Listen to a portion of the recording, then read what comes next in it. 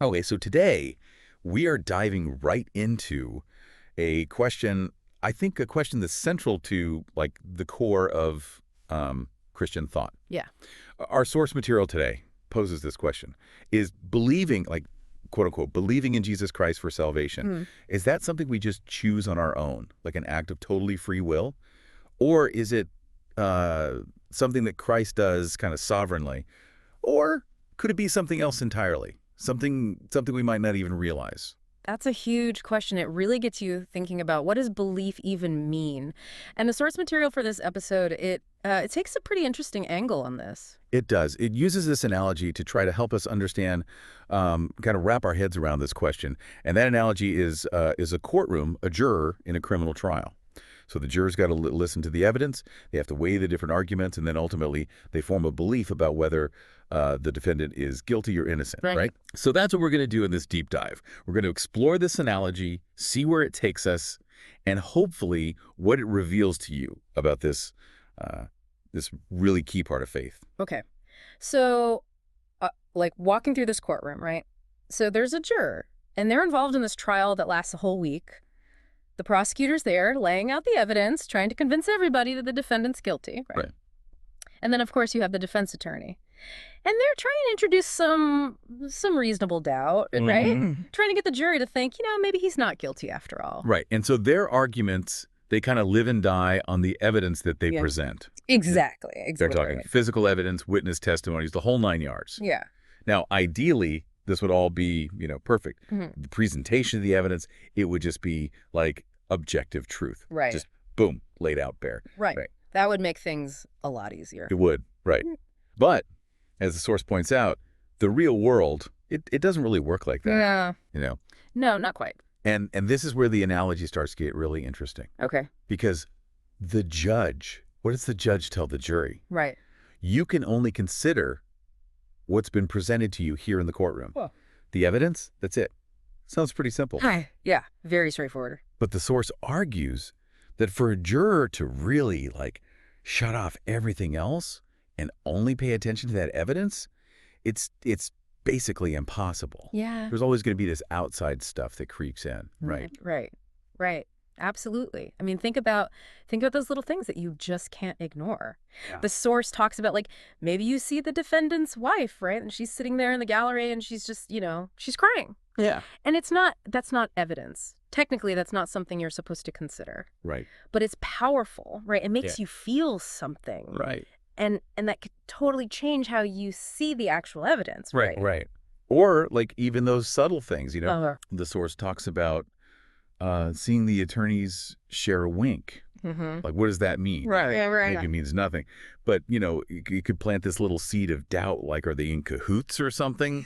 There's all this stuff happening outside the strict presentation of the evidence. Yeah. And even stuff that happens outside the courtroom, right? Yeah. Like the source talks about maybe the juror goes home and their spouse is, saying all this stuff about how terrible criminals are and how they should all be locked up. And, it's just stuff that's in the air, right? There, yeah. And it gets in your head whether you want it to or not. Or maybe the juror sees, a news report about the case on TV. Right. And it's all this, stuff that can sway you, even if you're trying to be totally fair and impartial, right? It's like there's this background noise that you can't quite turn off. You know what I mean? A hum in the background, yeah. Yeah, exactly. Yeah. And the source makes this great point that it's not just these big, in-your-face things. Yeah. It's also these smaller, subtle things that you might not even notice. Right. Like how hot it is in the courtroom, right? Mm-hmm. Are you comfortable? Yeah. Or even just, do you kind of like this person? Yeah. Do you get a good vibe from them? Right. Do you not? Those things can affect how you pay attention, Yeah. And that ultimately affects how you process the information, right? Totally. I mean, it's like the juror isn't just this empty vessel, right? Right. They're not just sitting there taking in information. They're bringing their whole life experience into that room with them. Yeah. Their past experiences, their biases, their worldview, everything. Right. Both the stuff they're aware of and all the stuff that's, buried deep down. Yeah. It's all bubbling up, right? Yeah, it's all there. So you have this mix of stuff, right? You have the legal evidence, you have all this outside stuff as the source calls it. And then you have your own personal baggage that you're bringing in. Right. And the source's main point is that all these things work together to make the juror form a belief. Exactly. So it's not really a choice. Right. It's more like this process that happens kind of automatically because of all these factors, right? Yeah, yeah. It's like you're being persuaded by all these different forces, right? And you end up believing something, not necessarily because you sat down and chose to believe it, but because that's just where all the evidence and all the, the vibes and everything else led you. Right. And, the source even makes this distinction between what you actually believe deep down and what you might say you believe, Right. Like a juror might say guilty or not guilty for all sorts of reasons, Yeah. Maybe they're scared of the other jurors. Maybe they just want to go home. Right. Right. But what they say out loud doesn't always match what they actually believe in their heart, Right. And I think that really shows you how complicated belief is. Yes. It's not just a simple yes or no. It's deeper than that. It's this whole, it's this whole process. And to illustrate this even more, the source, it moves away from the courtroom example. Okay. And it starts talking about just our everyday beliefs, right? The stuff we believe without even thinking about it. Like the sun is hot, snow is cold, 2 + 2 = 4. Right. We don't wake up every morning and decide to believe these things, right? We just Yeah. believe them. Right. Because we've seen the evidence, we've experienced it firsthand, Mm-hmm. and the source says you can't just choose to unbelieve these things, Good. even if you wanted to. Right. You can't just decide that, yeah. Yeah. Yeah. And then the source throws out this really interesting thought experiment. Okay. What if someone offered you like $1 billion to genuinely believe that the moon is made of cheese? Wow, $1 billion. That's tempting. Right. Yeah. But here's the thing, right? Yeah. The source is saying no amount of money, no amount of reward can make you genuinely believe something if there's no evidence for it. Right. You could say you believe it, you could try to act like you believe it, but deep down, you wouldn't actually believe it. Right. It's not like flipping a switch. You can't just decide what you believe. Right. And then this is where it gets really interesting, right? Okay. Because the source takes this idea about how belief works and applies it to salvation, to the idea of believing in Jesus Christ for salvation. Right. And, there's that famous verse, right? Believe on the Lord Jesus Christ and thou shalt be saved. Right. And the source is like, okay, but what does believing actually mean? Is it just like mental assent? Right. Or is it something more? Right. And to kind of dig into that, the source looks at the book of Romans, Okay. chapter 4, verses 21 through 25. And there's this example of Abraham. Right. And it says that Abraham was fully persuaded that God can do what he promised. Right. He was like totally convinced. Right. He had no doubt. He had no doubt. Yeah. And the source points out this wasn't just Abraham like passively agreeing. Yeah. It was him being convinced on a deep level. Yeah. And the source says that deep conviction, that being persuaded, it was counted as righteousness for Abraham. Right. And the source says that that's kind of like the saving faith that we have today, Right. as believers. Right. It's not just about saying, oh yeah, Jesus existed, right? Yeah. It's about being convinced that his resurrection was real and what that means. Right. And the source is saying, just like the juror's belief, it doesn't just happen in a vacuum.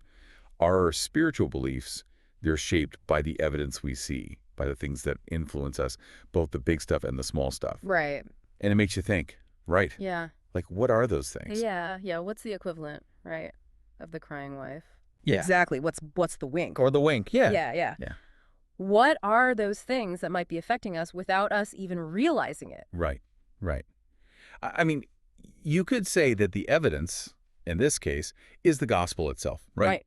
Stories of Jesus, his teachings, the historical accounts, all of that. Right. But the outside stuff, I mean, that could be anything, right? See. It could be that you met a Christian who was really kind to you, Mm-hmm. or you saw how someone's life was changed by their faith, or you read a book that presented a really compelling argument for Christianity. Right. Or, on the other hand, maybe you had a bad experience with a church, or someone told you something about Christianity that made you doubt. Right. Right. It's complicated, right? It's all these different threads weaving together. Yeah. Yeah. And the source takes this even further and says that in a way, life itself is like being a juror. Right. We're constantly bombarded with information. There's always stuff trying to influence us. Right. And our own experiences, they color how we see everything. And so the source concludes that if you believe, if you're a Christian, your job is to present the gospel. Right. To present the message of Jesus' death, burial, and resurrection in a way that persuades people. Right. It's about, like, laying out the evidence, right? Mm-hmm. And helping people see it. Right.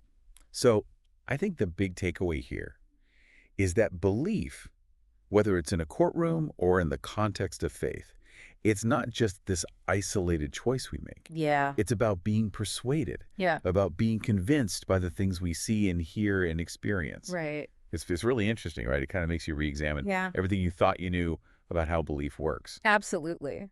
It makes you think about, well, how did I come to believe the things I believe? You know, was it a choice or was it something else? Right, right.